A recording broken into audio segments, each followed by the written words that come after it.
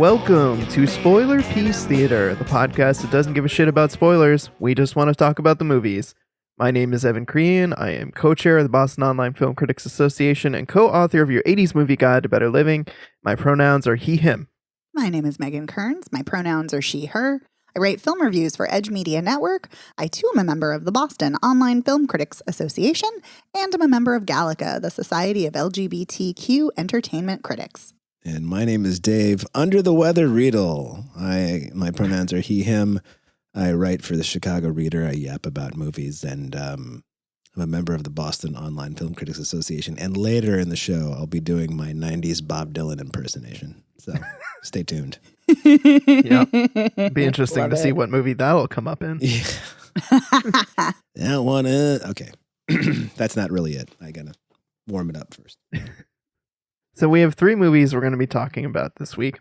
But before we get to those, we just want to say that over on our Patreon this week, we were talking about the film To Leslie. Had to see what all the buzz was about and the controversy.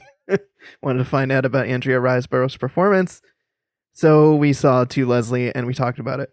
So that's our Patreon exclusive audio this week. And if you're not a patron, please consider joining. You can go to patreon.com/spoilerpiece and you can, for $5 a month, get to listen to exclusive episodes that we do, usually talking about older movies. This time we're talking about a newer movie, so it's not quite the usual, but I think it's still a really fun conversation. And so definitely check that out. And for this week's show, we have 3 movies, as I mentioned. We are going to be talking about 2 horror films and 1, I don't even know, comedy, drama, dancing movie, right? Yeah. Sure. Yeah. So we're going to be talking about the Outwaters, Attachment, and Magic Mike's Last Dance. Last Dance. Last Dance with Magic Mike. One more time to take the mic. I can't rhyme Mike with Mike, but Yeah. Oh, see, That's okay. you were going there. I was going disco. Oh, Yeah, no. you both No went very disco. different directions. Very different. No disco. Wait a minute.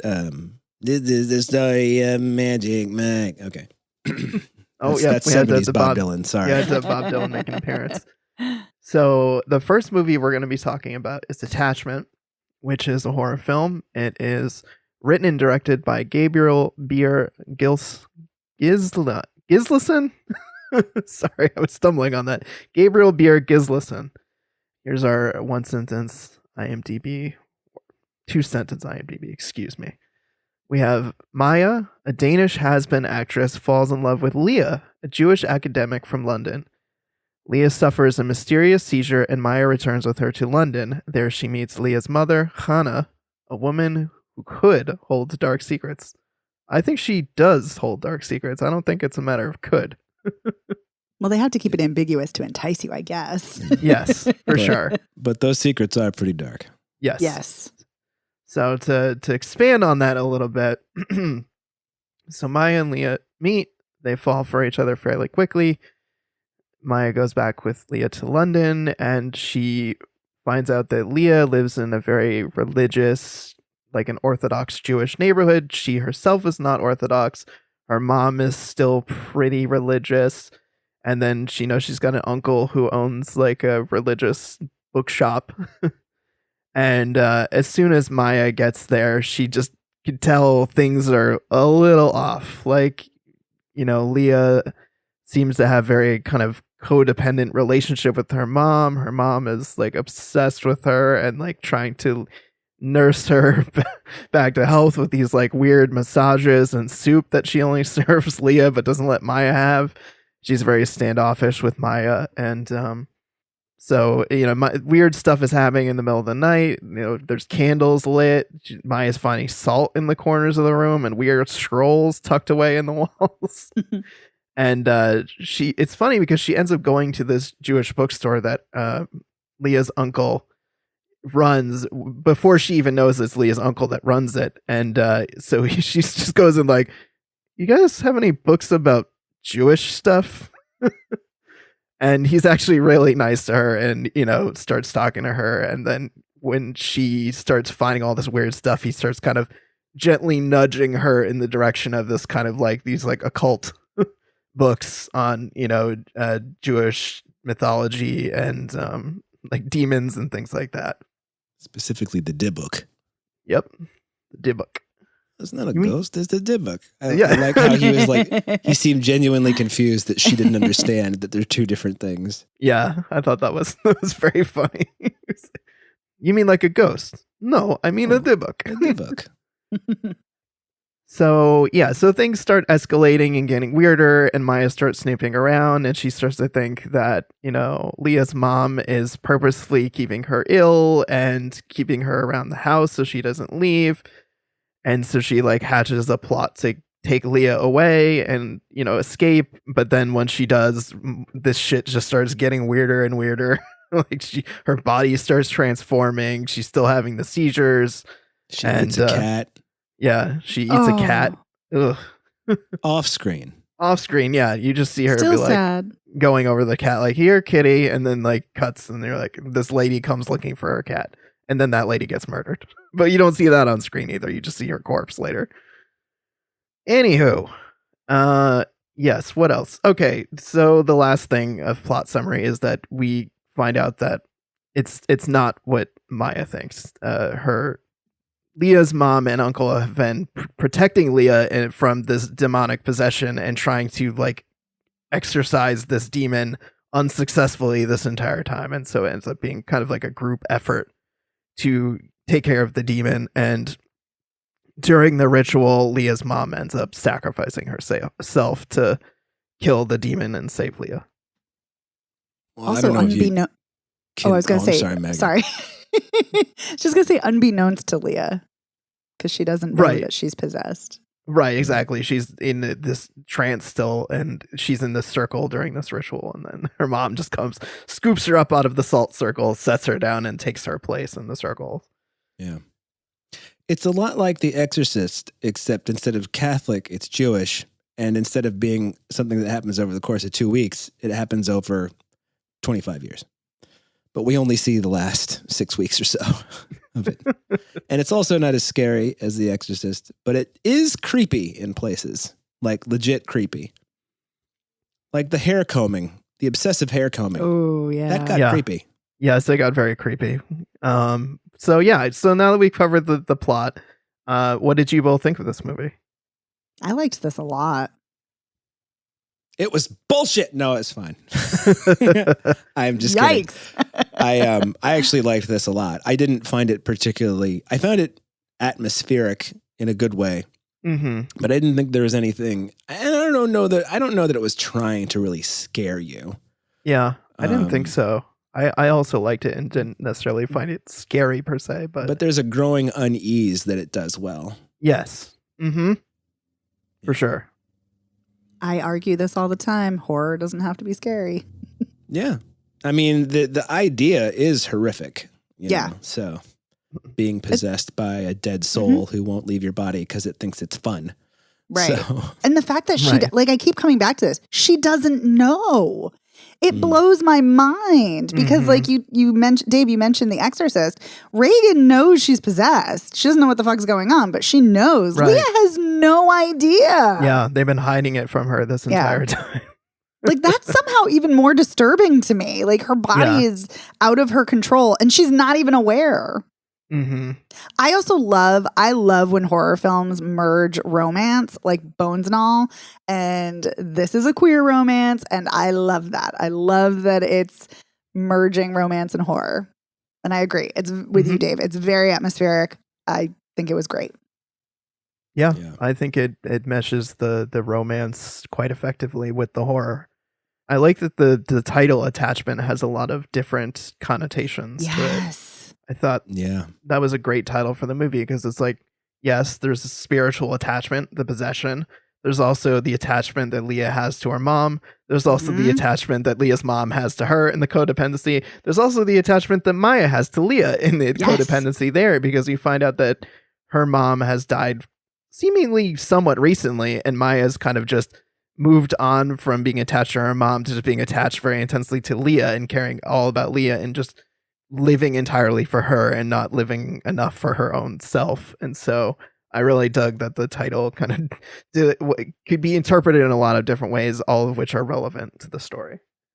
I totally agree, Evan. And I think it's really, that scene I found weirdly one of the most disturbing scenes when Maya's just very casually talking about like, yeah, well, when my mom died, I lost all energy and will to do anything. And, and then Leah stepped into my life and then I could, pivot and focus on her. And I'm like, oh God, you have so many unresolved issues.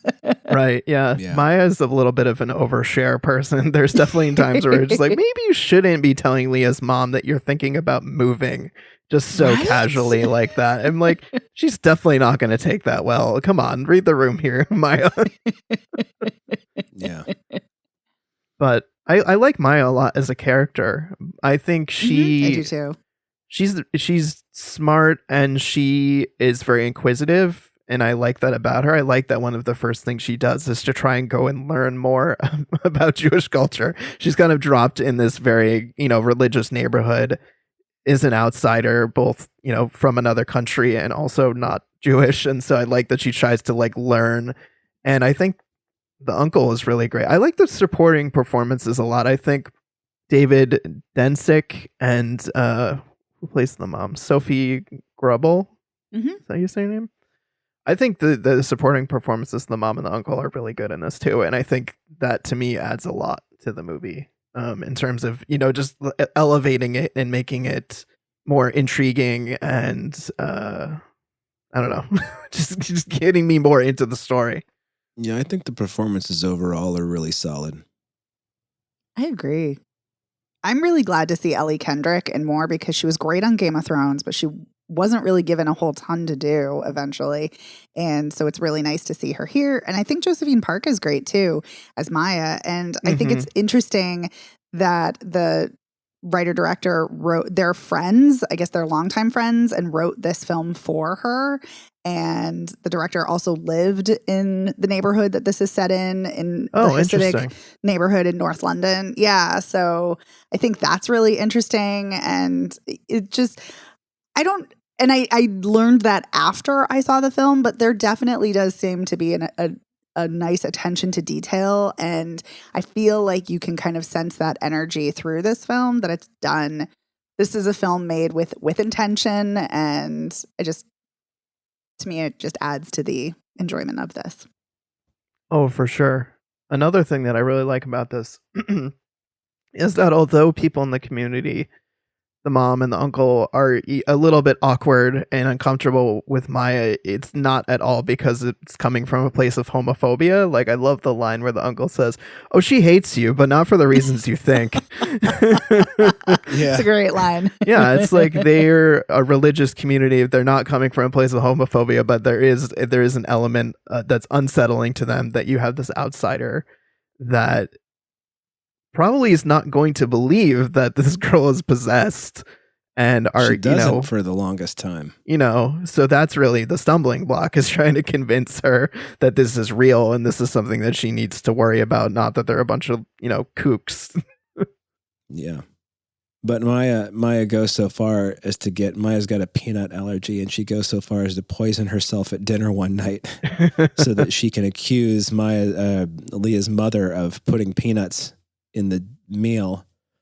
And of course, this is a question I had for you too. I'm like, was Maya removing like a little small pouch of peanuts and putting them in the trash, and that's why she was wearing gloves? Because it's so quick. I mean, it's literally like a 3-second shot. You see Maya grab these peanuts and put them in this trash can and kind of look over her shoulder to see if anyone's watching her. And I was like, those fucking peanuts? Did she poison herself? She did. Yeah, she did. It was a bold move. Yeah, good thing that Leah found the EpiPen. God damn. Right? Although I have heard, though, with the EpiPen, if you do need to use it, that doesn't mean you don't go to the hospital. Like, you still have to go to the hospital after. Yeah.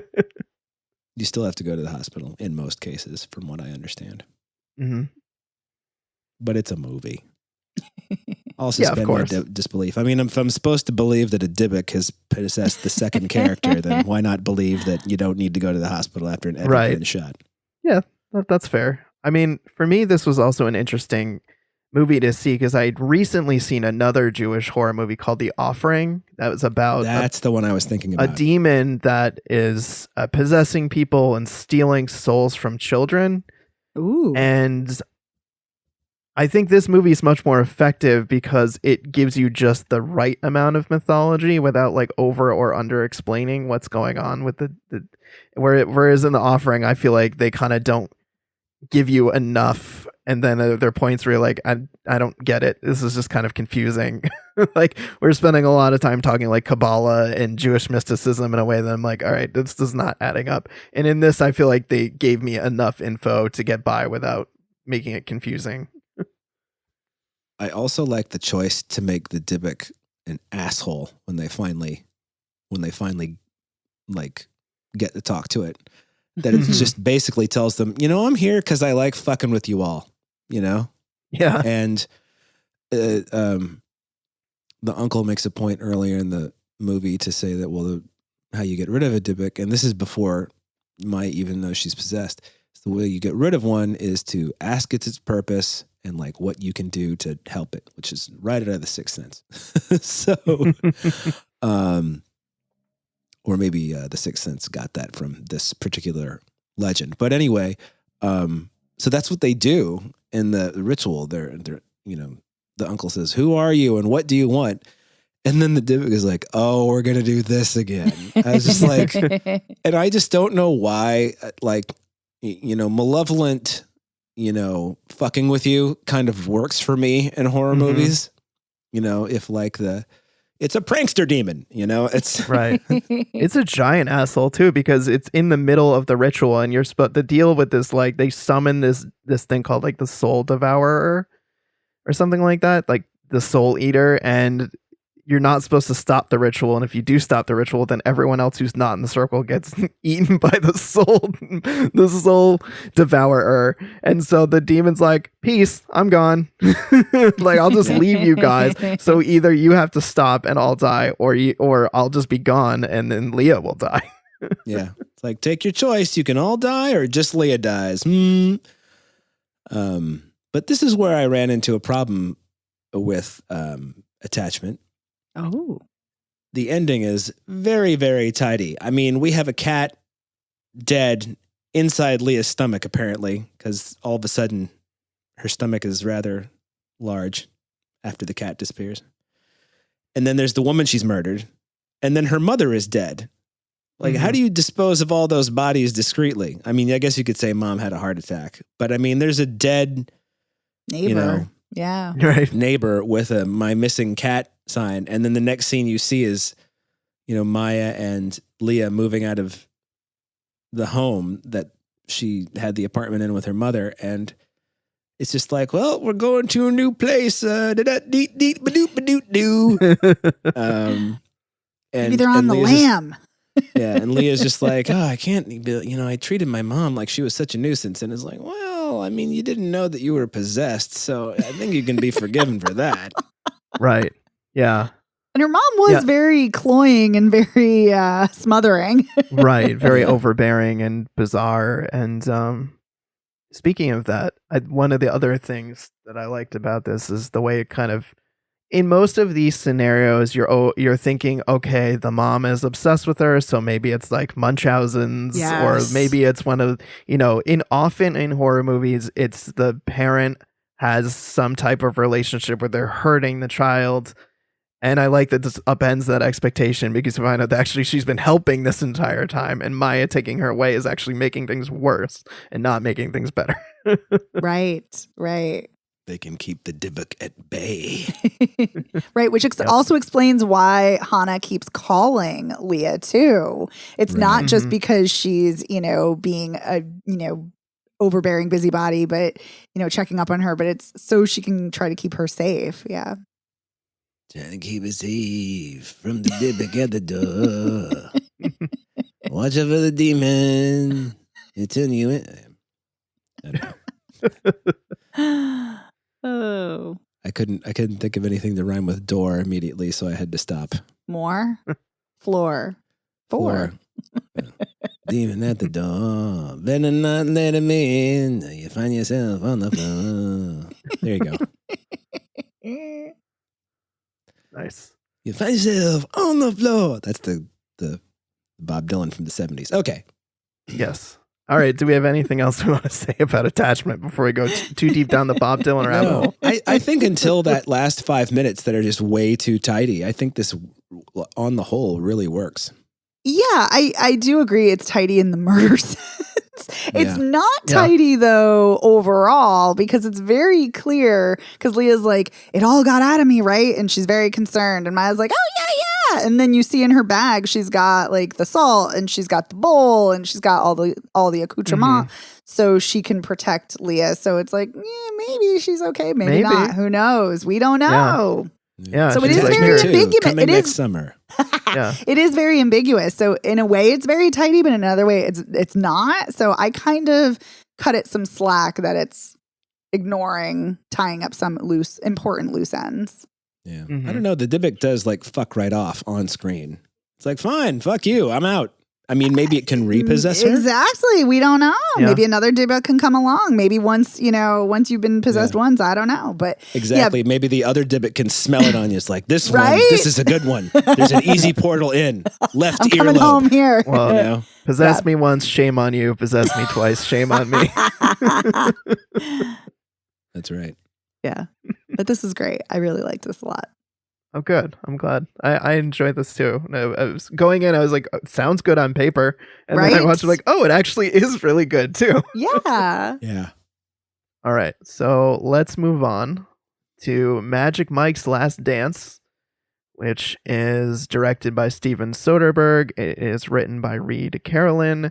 It is the third film and the final film in the Magic Mike franchise. And here's our IMDb plot summary. Mike takes to the stage again, following a business deal that went bust, leaving him broke and taking bartending gigs in Florida. Mike heads to London with a wealthy socialite who lures him with an offer he can't refuse. I feel like it should be like with a sexy offer he can't refuse. Yeah. Totally. But I did not see this, so tell me more about this movie, Megan and Dave. Dave, would you like me to flesh out? Yeah. Why don't you go ahead? Yeah, so that is all true. That synopsis is correct. So Mike is now single again, and he's bartending at a charity event for Salma Hayek. Max is her name, and she's very rich. She married this very wealthy guy, but they're going through a divorce, and she finds out from a guest that Mike used to be a stripper, because a guest who was at a sorority party that he was a stripper at from the first film, she's there 10 years later. And so Max is like, hey, I want to give you money to dance for me. And Mike's like, I don't do that anymore. But then he proceeds, he's like, give me 60 grand and I'll do it. And then she's like, I'll give you 6 grand. And so he does this, probably the longest lap dance I've ever seen. It's like 5 minutes, 10 minutes. I don't know. It's a very it's the way it's edited. It's like, it's very clear. Like this is going on for a very long period of time. And he's like lifting her up over his head and, simulating sex and, moving her all around her house. And then they eventually do sleep together. And then she offers him a job, but she won't tell him what it is. But she's like, come with me to London for a month and I'll give you a job. And he's like, I can't leave. And then she's like, no, yes, you can, blah, blah, blah. And she's like, I'll give you your 60 grand and then you can come back home.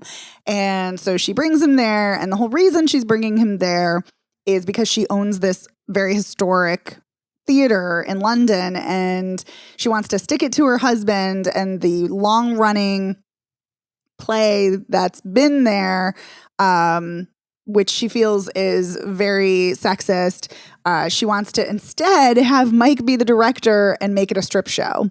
And and that's basically what happens, is they recruit dancers and Mike choreographs the routines and teaches them how to strip, and then they fall for each other, and she has a daughter and a sassy butler, and that's basically the movie. Yeah, and it all works out in the end, like no joke. That it does. All right, that's cool. That was all right. Way to go, Magic Mike. End up on top. But I'm bumped. Magic Mike on top. Top of Selma Hayek. Okay. Well, because I mean, he is on top of her many times. I was like, I don't know if you needed to explain that. Yeah, I think that was kind of implied. But yeah, I haven't seen the second Magic Mike. I've only seen the first one. Well, the first one's a drama that has funny moments. Yes, and the second one's a comedy that has dramatic moments. And this one is kind of somewhere in between, although it does lean more toward the funny side. I don't know how much of it actually lands. I didn't find, for a movie that I thought moved as quickly as this does, I didn't find it particularly compelling or interesting. No, sadly. And I didn't find the relationship between Max and Mike believable. I didn't find the relationship between Max and her daughter believable. I didn't find the relationship between Max and her husband. It was more believable than the other two relationships, just because I can believe that she would have been married to a total fucking asshole like the guy is. But this is easily the least of the Magic Mike movies. Yeah. No matter how you feel about the other two. Yeah. So this is, it's a very weird trilogy because the first one, I was irritated that it wasn't more fun when I first saw it. But then I rewatched it in preparation for the third. And I was like, oh, I kind of like it more than I thought I did. Because it's kind of, seeing that it's not so flashy and not so great and fun. Like it's actually kind of disturbing underneath. And then the second one jettisons all of that and is just straight up fun.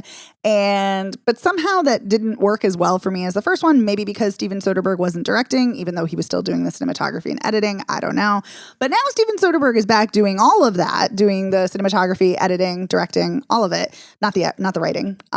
But yeah, there's something about this that I'm just like, it's weird. I agree with you, Dave. I love that Mike is with an older woman. That is great. Love that. That is fantastic because Salma Hayek is great. She's gorgeous.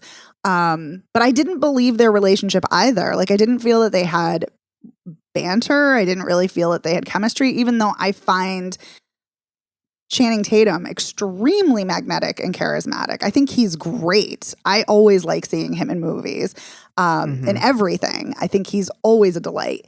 But yeah, everything just felt kind of off in this, and the tone fell off, and it was weird. And it's like, it's very clear it's trying to be empowering to women because Salma Hayek even says like, wow, this would be really chauvinistic if I didn't have a woman character in this play, even though it's not really a play. It starts off as a play and then it becomes like this, because the play that was originally there is about a woman who has to choose between her rich husband and her hot, kind lover. And like, why do I have to choose? Why can't women have it all? And then it becomes this kind of like dream fantasy sequence where she gets all the men and then they are all the strippers.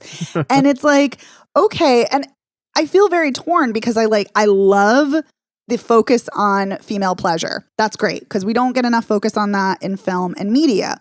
However, I have a real issue that all three of these movies, there's not one single queer character. Everything is compulsive heteronormativity. Everything is about straight people. And it's just very weird. And it's very weird that it's so male-centric, but it's supposed to be about women. So this one is trying to sort of course correct that. And Channing Tatum said that was intentional in an interview he did with Vanity Fair, because now he's trying to be a super feminist now that he has a kid, because he has a daughter, which always weirds me out.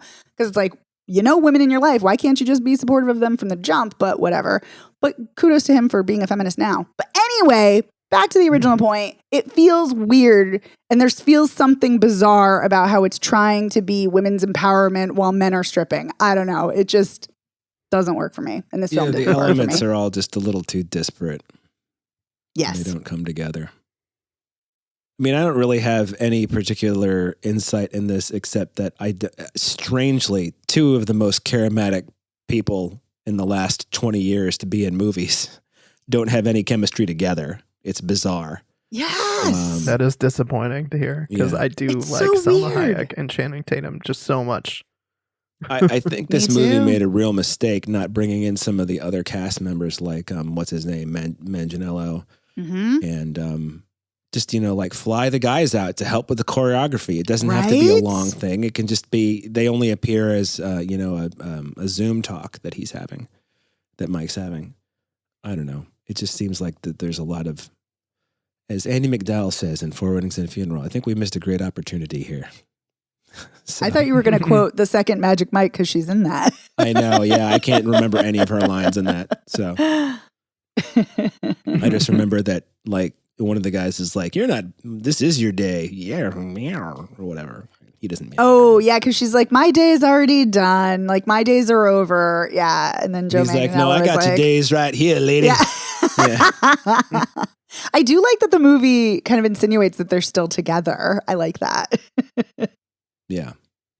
But otherwise, I mean, it was just, I don't know if I would have seen either of the Magic Mikes if I didn't have to review them, but I did like both of them. This one, I'm just kind of like, I mean, it's all right, whatever. It's two, if on the Letterboxd scale of a 5-star scale, it's 2.5 stars. There's nothing particularly awful about it, but it's also not really good. So it's Yeah. it's very blandly just there. I mean, some of the dance sequences are cool.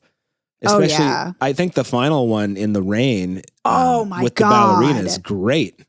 That was incredible. I loved that. But If I was all the dancing had been that good, Yeah.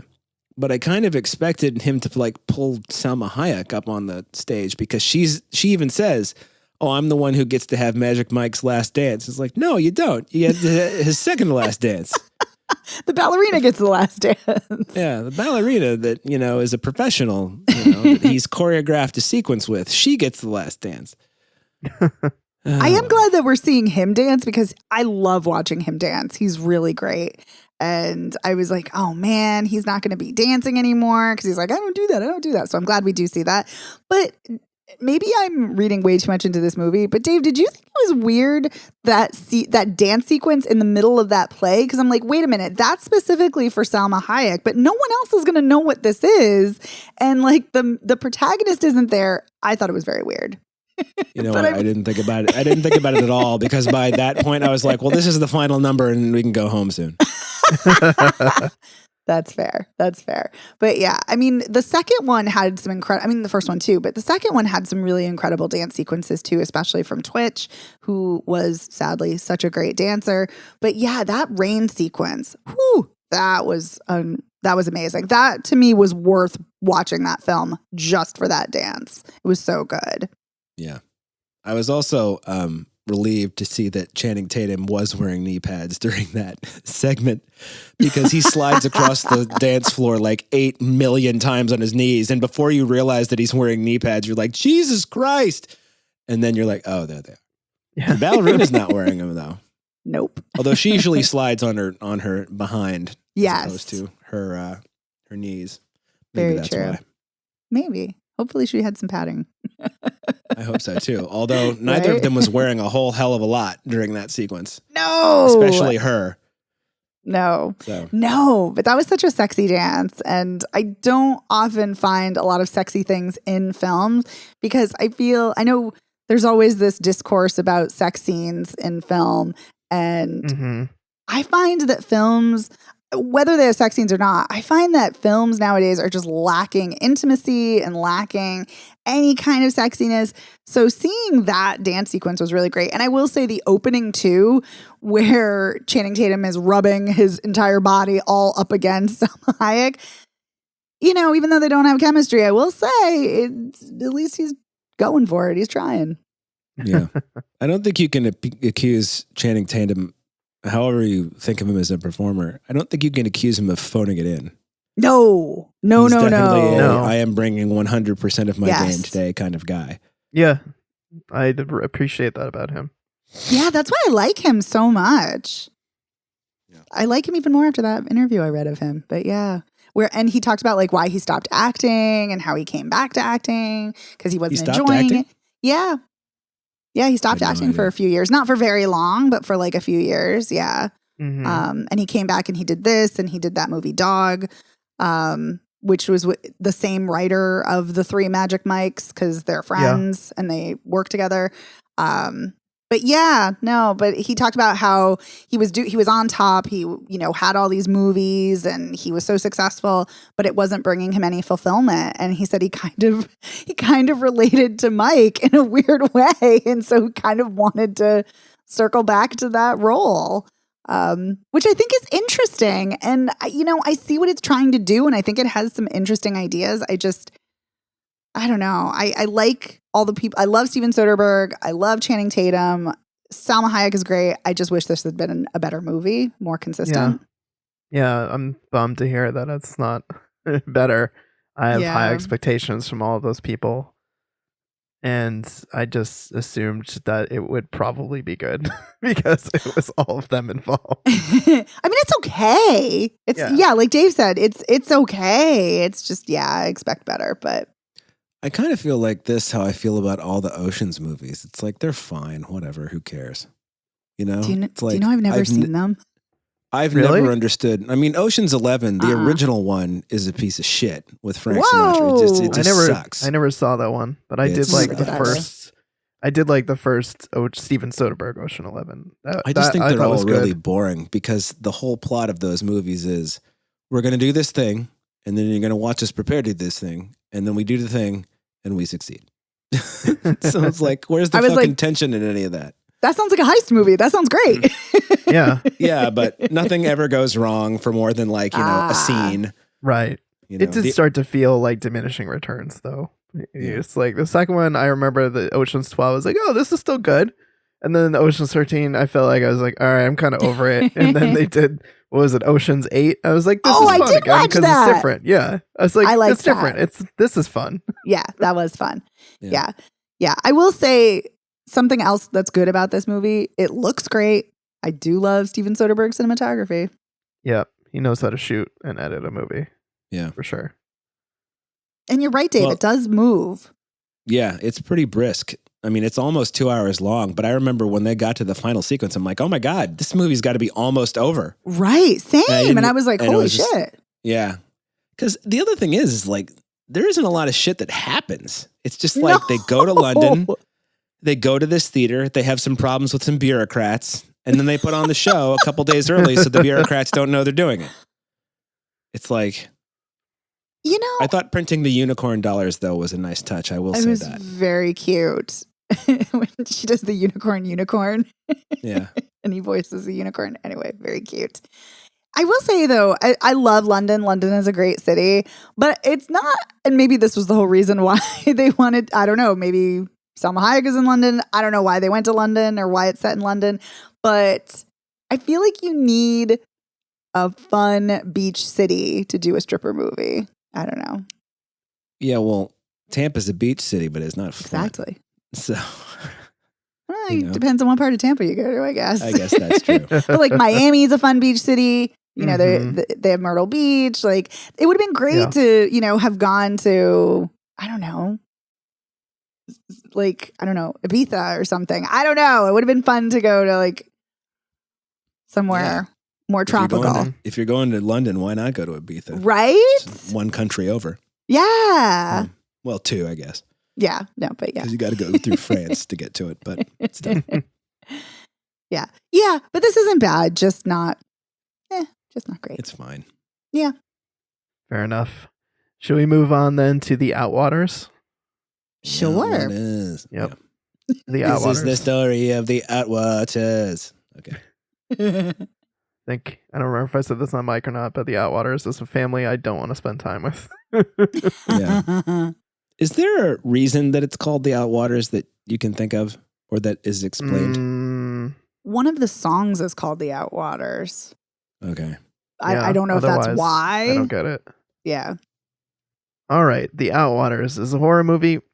It's written and directed by Robbie Banfitch, who also stars in the film. It's a found footage horror movie.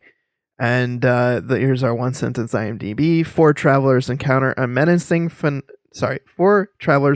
menacing phenomena while camping in a remote stretch of the Mojave Desert. So yeah, we've got a few people, a set of brothers and some friends, and they're going out to the desert to shoot a music video and just kind of camp in the wilderness. And they get out there and just weird shit starts happening. There's, loud thunder that's scary and just weird sounds going bump in the night where they are. And there's some Cthulhu kind of shit that shows up. I don't even know how to describe some of this shit. There's a guy with a nude guy with an axe covered in blood that one of them sees, and then I don't know, it just kind of devolves into chaos of our lead guy running around with a camera in the dark. And Don't forget the part where he cuts off his own penis. Yeah, no, I was getting to that. Himself. Yeah, he chops off his own dick and disembowels himself and walks away with his bowels all over the ground. Yeah. So this movie just, it starts out in a way that you're like, okay, found footage movie. People are going, they're in the wilderness, weird stuff starting to happen. And then it just, for me personally, when it goes off the rails, where you're just like, you can't see what's going on. This guy's stumbling around the dark. You don't know what's going on. There's blood everywhere. There's people. There's blood everywhere. Yeah. Except on the lens of the camera. Right. Which, I know it's a movie and you got to suspend your disbelief, but if your head is raining, like he says at one point when he first gets whacked in the head, you think that maybe there would be some blood on the camera. I don't know. Maybe. Right. Yeah. I mean, the thing I think that's very confusing to me is why found footage is the vehicle for this in the second half of the film, where because the chaos part of it, I feel like is a solid hour of just not sure, can't see what's going on. And I'm like, why is a found footage movie the right vehicle for this guy losing his mind and you see all this stuff, you're like, I don't know that this is happening, but it's found footage, so how can it be happening? But it is happening if it's being captured on video. But I kept feeling that entire time for the last hour, like, I don't understand why this is found footage. Well, it was just such a weird choice to me. Yeah, and also the movie opens up with a 911 call where the women are screaming and their voices are all like that kind of Evil Dead kind of, demonic distortion voice. And then they get disconnected, but that's not in the movie. That right? No. Yeah, we don't see that phone call. We just in the beginning, it's like, here's pictures of these people that disappeared in 2017 in the middle of the desert, and we found these memory cards, and now it's 2022, and we're watching the contents of these memory cards. Yeah. Oh, and then the other three characters end up with their heads on pikes in the middle of the desert. Don't forget that part. Yeah. Mm-hmm. Now, I had thought to myself, there's one moment when I don't know what the main character's name is, fucking guy with a beard, because they both have beards. I could not tell the two of them apart. Oh. Because I think they're brothers in real life, right? I can't remember. I don't think they are. Oh, well, they look similar enough to, be... I couldn't discern any sort of difference between the two of them. So I forgot where I was going with this. I didn't like this. So the first shocker. Well, everybody's talking about how fucking scary this movie is. And I feel about this the way you feel about Skinamarink, Evan. Just like a bunch of disassociated images that don't add up to anything. It's confusing. There's so much blood everywhere. I cannot tell what's going on. And it just ends up becoming monotonous instead of scary. Yes. Yeah. Tedious. And so sure. I found the first hour, I don't love found footage, not as a rule, but it's just not my kind of horror generally. Although I think some has been done effective. Obviously, the Blair Witch Project. Footage. I like the first Paranormal. I like the first and the second Paranormal Activity. Wreck is great. Wreck is a really good movie. Holy shit, so that movie scares good. Me. I think that's my favorite found footage. Yeah, but then they spend about an hour doing basically what you would call character development kind of stuff. And it's like, all right, so she's a singer and her mom's dead. And then this one doesn't talk to his mom. And then who gives a shit, And it's like they're out camping. Wrong. And also, I like that in the description, it's like in a remote section of the Mojave Desert. Remote section? It's a fucking desert. It's all remote. Once you get off the highway, it's remote. Right. There's just donkeys. In my notes, I wrote donkeys. That is all. And the donkeys are always checking them out. And then the final time you see the donkeys, though, they're like, I don't know what's going on with you, pal, but we're getting the fuck out of here. And they turn around and go the other way. Those donkeys are smart donkeys. Donkeys are. Yeah, those donkeys are like, yeah, we're going to make like a tree and get out of here. You know, so. Oh, Biff. Yeah. And so there was that section too where one of the women, I can't remember which one of it won, was like nude and rubbing blood all over herself. And it's like, okay, is she a part of the weirdness now? Has she been possessed? Right. And I thought they were all dead by that point too. Yeah. That's the part that didn't make sense. I'm like, wait, they're alive? I thought they were all dead already. Well, I think we're moving through time and space in a way that doesn't make sense. That's to correct. us. And I got the feeling that this is supposed to be some kind of like Area 51 kind of thing, especially because he finds that sign that says you've entered a restricted area. Yes. But it's also like the Mojave Desert is not where Area 51 is. So like I just like Death Valley is California, and you know Area 51 is either Arizona or New Mexico. Or Nevada, I don't remember, but they're not very close together, and there are no highways linking the two of them. So, unless Area 51 also encompasses areas 52, 53, 54, and 57, then I'm not really sure how this all went down. Maybe they stumbled onto the original ending of Back to the Future and thought, well, let's run with this, but make it a horror movie. For those of you who don't know, the end of Back to the Future ends with the original ends with Marty driving the DeLorean into like a nuclear test site to harness the 1.21 gigawatts of electricity. I did not know that. I mean, that was, it never made it past the script stage, but I just found this like a confusing mess, but not for a good, not for any reason that I found compelling. Not like, ooh, I can get on board with the alien angle. I think part of the idea is supposed to be that you're just not sure what's going on. Mm-hmm. But like, I can't tell what's going on, not because the story is trying to confuse me, but because I can't see anything. Right. I can't see anything except we're standing next to this fucking bush again that's got the blood all over it. Oh, we're standing next to that rock again where there's all the blood. Oh, we're back in the tent where there's all the blood. Oh, now his brother's in the tent. Wait, now his brother's out in the desert and he's holding an axe and he tries now to there's bloody feet of someone walking towards me, but I don't see who they are. I can only see the light that's around the camera. Wait, he's in a cave. Wait, he's in the water now? How did he get in water? Where'd the water come from? Wait, how's he coming out of the water? Where is he? Where is he now? What there's gas masks? There's this sign? What's going on? Exactly. And then there's the H.P. Lovecraft section with all that stuff just looks like a bunch of fucking rubber snakes that they bought at the dollar store and covered in like screaming snakes. Yeah. It's like, what is this? What's that? What's going on? And the only time they're effective is when they're wrapping themselves around his legs, but then they just kind of disappear again, And I guess you're supposed to get the feeling from the way he disembowels himself that he thinks they must be in his guts or something. And I appreciate when horror movies don't explain things because that can make things more scary. But in this sense, it's just fucking opaque. Opaque. The movie is a pain. Megan, I feel like you've been quiet. Are you just disagreeing with everything that we've been saying? I did like this. So the beginning, like the first 35, 45 minutes when it's just them camping. Oh God, I was bored. I was bored to tears. I was like, I don't care about these people. This movie's no good.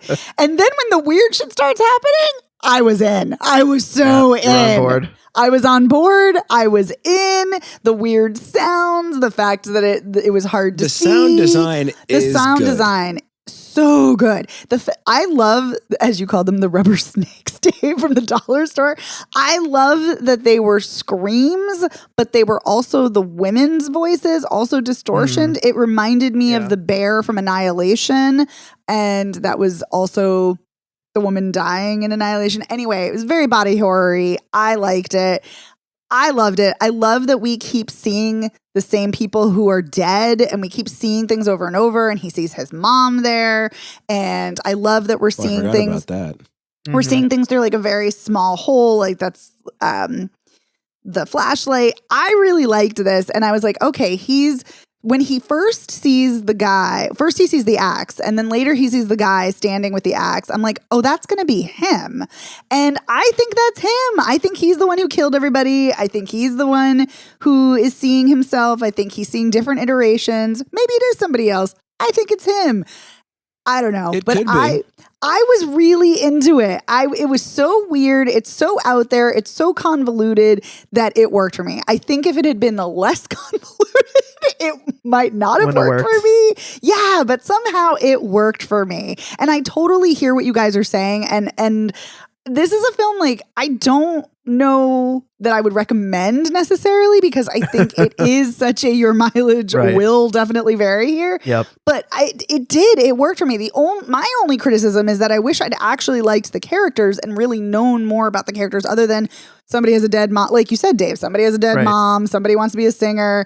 Someone's doing costume design. Oh, and this person doesn't talk to their mom. Like that's so just basic. Like give me more. Make me care more about the characters. And Evan, I agree with you. I don't think that found footage was the right vehicle for this movie. No. Yeah, I often think found footage is not the right vehicle because I think so few filmmakers really utilize it effectively.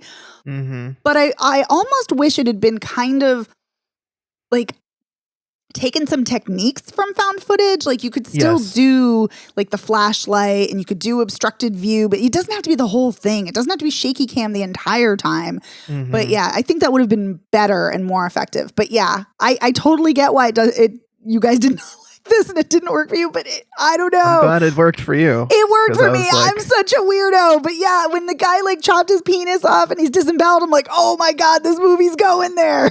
Right.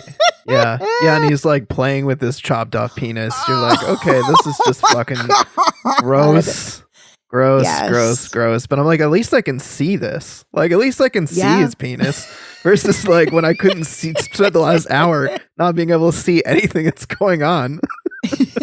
I will say, I mean, obviously that's not that guy's penis, but I will say kudos to Banfitch for putting his nudity out there. You know what I mean? Like it's him. Yeah. He's the nude one. He's the one doing it. So yeah.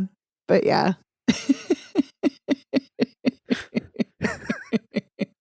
That's like a friend of mine in college when he used to make movies and shorts and stuff, and his rule was, I'm not going to ask you to do anything I wouldn't do myself.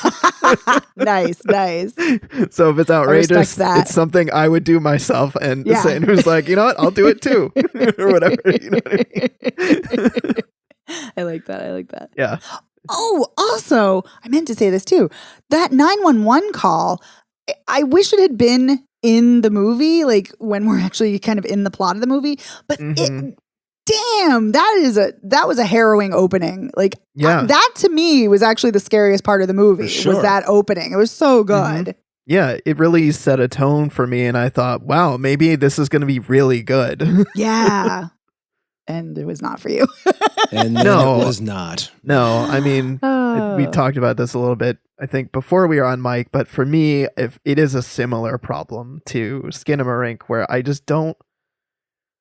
Horror movies that don't show me what's going on just frustrate me. They don't scare me. And in this case, it just became so utterly tedious and one note, just not being able to see what was going on. I'm just not scared, just annoyed. The whole last hour. I think my big problem with it, even more than not being able to see things, was that it was just all so repetitive. Yeah. Just so That's repetitive. Fair. Yeah. You know? I mean, they spend at least 45 minutes on all the crazy weird stuff. And I swear they go through every iteration of it 3 times, at least. Yeah, I think you're right. Right. Well, there's the time orb aspect that you were saying. Yes. Megan. Like that, I can kind of see that. That kind of makes a sense to me. Mm-hmm. Yeah, I think that's, I love Skinamarink, and that's clearly trying to evoke certain emotions and feels. And I think this is too in that sense. I think it is playing with time and that, you can't escape. It's a nightmare you can't escape. Like you can't get out of it. And so I think in that way, the monotony of it is effective. But Yeah, I feel like at the same time, there's a better way. Like if you're kind of like time loop films, if you need to show the same thing over and over, you're going to have to be creative with it. I think it could have been more creative, but I get what it's going for. It's going for pissing me off. Yeah. Clearly. Right. It didn't really piss me off. I mean, I remember, I think, Evan, you were kind of mad at Skinamarink, right? Yeah.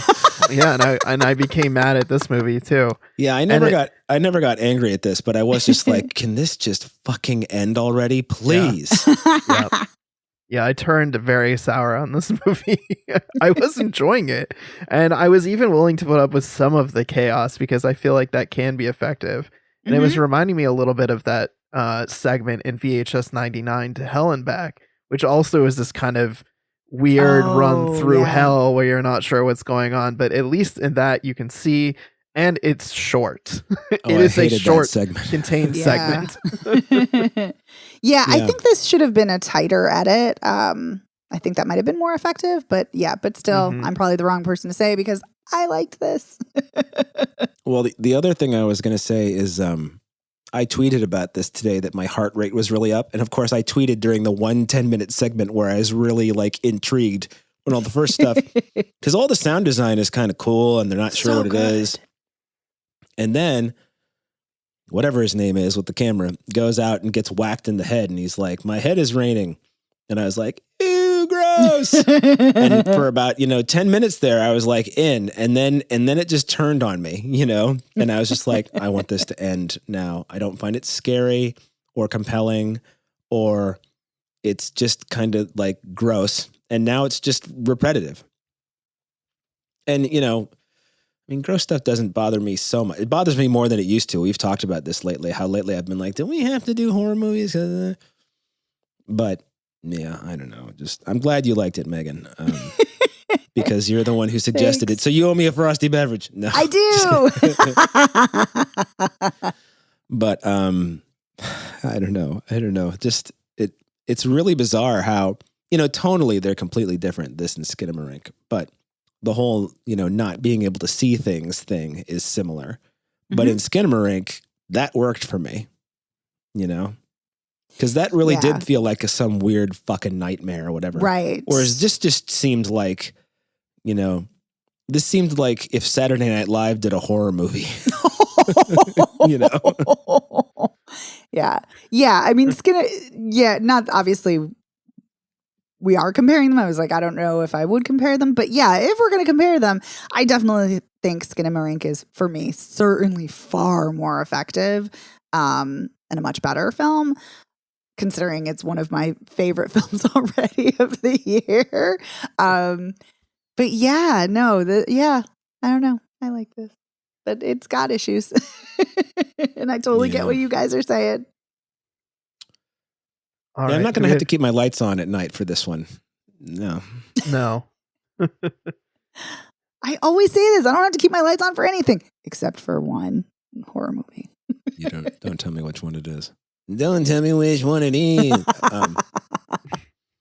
I had to keep my lights on for a couple nights after Skinamarink. Not like my lights on. There's for those of you who have trouble sleeping, but you don't really want a night light, YouTube, there's a couple of channels that have 40 hours of black screen and no music. And just in case they're lying about the music, just mute it. And then you wake up in the morning and your TV's still on, but it's a black screen, but you get a little bit of a glow. So it's very effective if you're like, you're sending out of my man. Which I think that was the part of Skinamarink that did it for me when they're going back to the bed. Oh, yeah, that was an intense scene. That was intense. Dad was sitting there and now he's not. What the fuck? And you keep expecting something to be under the bed, but it's not. Yeah. No, instead it's just like, no, come upstairs. I'll show you what I am. The top of my head looks like a lollipop, but otherwise I'm scary. All right, we've come a long way from the Outwaters here. We've gone back to Skinamarink a couple episodes ago. So let's do a recap. Starting with Attachment, which is going to be available to stream on Shudder. Would we recommend Attachment? Yeah. Oh, yes. Yeah, I would too. Enthusiastic, yes. So definitely check that out. Magic Mike's Last Dance. How do you two feel? Is that yay or nay? There's our answer right there, folks. I mean, if Sigh. you're given to this kind of, if you want to see Channing Tatum and his guys with nice abs, sure. Yeah. But he shows his abs in lots of movies, so. Yeah. Yeah, maybe wait for this. You don't need to rush out and see it. Yeah. Yep. Have that last dance at home. Don't worry about doing the theater. Yeah. And I'm gonna take a wild guess and say that Dave and I are on the do not recommend Outwaters, but Megan is your mileage may vary on the Yes, Outwaters. I liked it, but yes, I totally recognize this is not for everybody. Yeah. Certainly not for 66.7% of Spoiler Piece Theater. That's for sure. That is true. Yep. All right, so that wraps up this week's episode of Spoiler Piece Theater. We want to say a huge thank you to our editor, Otto Clammer. Otto, thank you for making us sound great week after week. Thanks, Otto. You can find us anywhere you get podcasts, but you can also find us at our website, which is spoilerpiece.com. And if you head over there, you can also get a link to our merch. We have a tab, merch, and it'll link you to our TeePublic store, and you can get all kinds of Spoiler Piece goodies, shirts, hoodies, pillows, notebooks.